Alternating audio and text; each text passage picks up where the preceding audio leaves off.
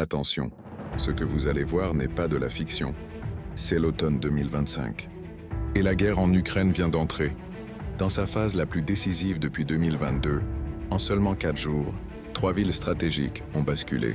Des dizaines de milliers de civils ont fui, et le ciel ukrainien brûle nuit après nuit sous un déluge de drones, de missiles et de bombes à chute libre. Moscou ne joue plus la montre. Elle accélère, elle encercle, elle étrangle. Et pendant ce temps, Kiev tient, mais à quel prix? Dans cette vidéo, on vous plonge en temps réel dans les 4 jours les plus intenses de l'offensive russe d'automne. Pokrovsk à 2 doigts de tomber, Ugledar presque encerclé, le réseau électrique ukrainien en lambeaux. Est une percée silencieuse près de Kupiansk qui pourrait tout changer. Si vous pensez que la guerre ralentit, détrompez-vous. Ce qu'il se passe en ce moment sur le front pourrait redessiner la carte de l'Europe. Restez jusqu'à la fin, parce que ce que personne ne vous dit, c'est que le tournant de cette guerre est peut-être déjà en train de se jouer sous nos yeux. Résumé stratégique du conflit. Jour 1328 à 1331, du 14 au 17 octobre 2025, une offensive d'automne en pleine accélération. Moscou impose le rythme, Kiev résiste mais vacille. Synthèse globale, guerre totale en 3 dimensions. Entre le 14 et le 17 octobre 2025, la Russie a lancé une offensive coordonnée, multidimensionnelle et sans précédent depuis le début de l'opération militaire spéciale. Elle combine percées terrestres profondes, frappes aériennes massives contre les infrastructures critiques et une guerre énergétique ciblée visant à paralyser l'arrière-front ukrainien.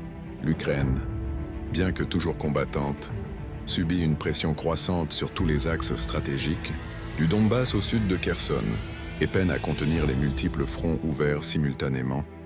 À point chaud clé du front, à Pokrovsk, Donetsk, l'épicentre de la bataille, encerclement en cours.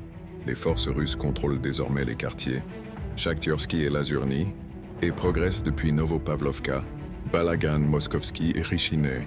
La route logistique E50 vers Pavlograd, dernière voie de ravitaillement, est sous feu constant et presque coupée. Myrnograd voisine est encerclée au nord et au sud, avec des combats urbains à Molodchozny et une manœuvre en tenaille via Grishino-Rodinskoye. Conséquence, la chute de Pokrovsk ouvrirait la voie vers Kostiantynivka, Kramatorsk et Sloviansk, les derniers bastions ukrainiens du Donbass. Ugledar, avancée méthodique, encerclement en cours, Alexeevka libérée, Privolia prise, et 800 mètres gagnés à Poltavka. Pression accrue sur Uspenovka et Vishnevoe, avec un pont stratégique sur la Volchia endommagée par des FAB. L'objectif est clair, isolé. Ugledar est coupé les lignes de ravitaillement vers le sud du Donbass. Situation autour de Konstantinovka. La zone de Konstantinovka est le point central de violents combats, marqué par une pression russe croissante sur plusieurs axes. Les localités de Pleshchevka et Ivanopoli sont des nœuds de résistance clés. Les forces russes mènent des incursions dans la ville mais ne parviennent pas à s'y maintenir durablement. Une poussée russe sur un large front est en cours depuis les villages d'Alexandro Shultino, Belaya Gora et Predtechino, menaçant directement les faubourgs. Situation au nord.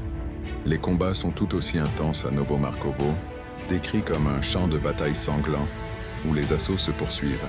Contexte élargi Toretsk, les combats confirmés à Predtechine et les succès tactiques russes au nord d'Alexandro Shultino alimentent cette pression générale.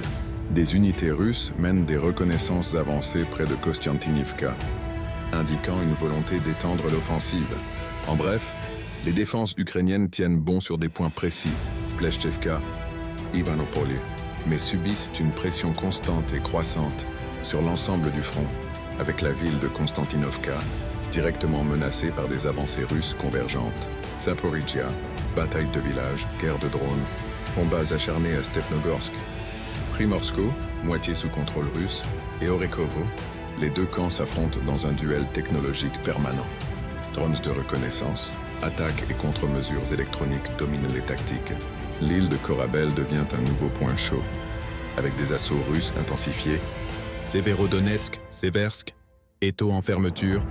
Dronovka, porte sud de Severodonetsk, tombe sous pression russe, tandis que Yampil brûle sous les combats.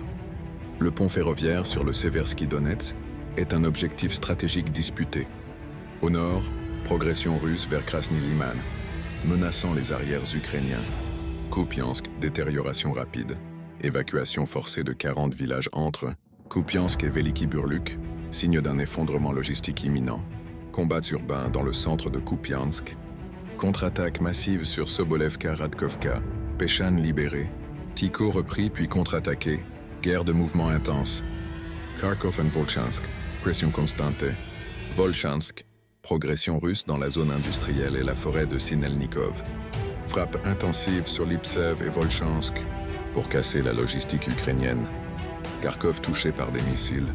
Kinzhal et des frappes sur les sous-stations électriques, provoquant des coupures massives. Kherson, guerre d'artillerie sur le Dnipro. 72 à 67 tirs quotidiens sur la rive gauche. Civils tués à Novosborievka. Alioshki, 10 ans, et Gorlovka. L'Ukraine maintient une pression constante, mais aucune percée majeure n'est signalée. À guerre aérienne et énergétique, la Russie frappe l'arrière. Cible stratégique détruite. Centrales électriques, Tête 5 et Tête 6, Kiev.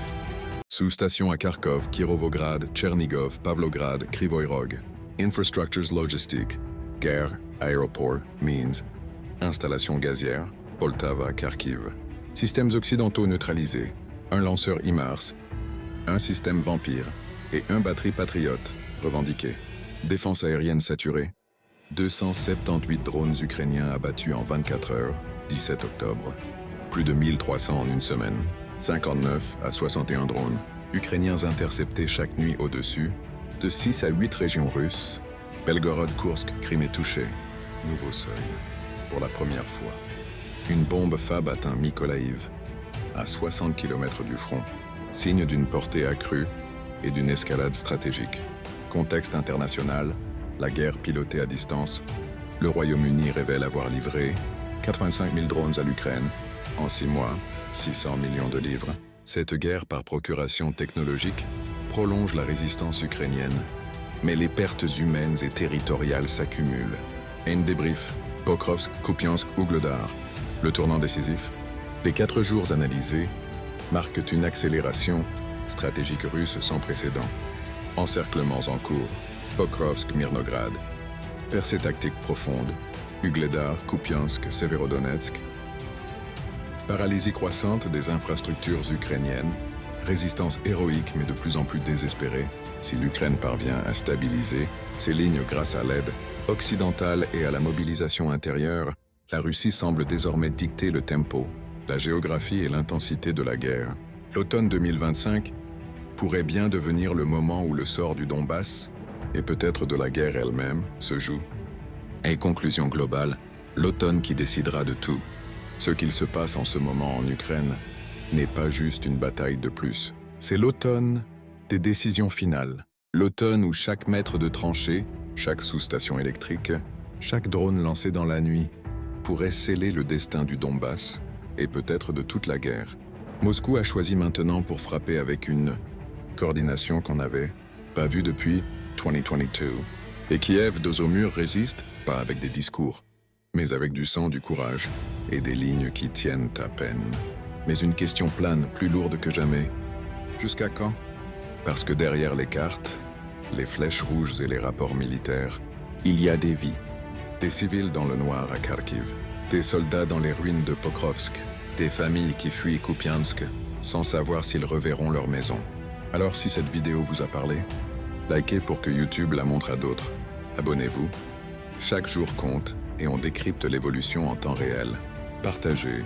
Dans une guerre d'information, la vérité ne se diffuse pas toute seule. Et surtout, dites-nous en commentaire, pensez-vous que l'Ukraine peut encore inverser la tendance? Ou entrons-nous dans les derniers chapitres de ce conflit?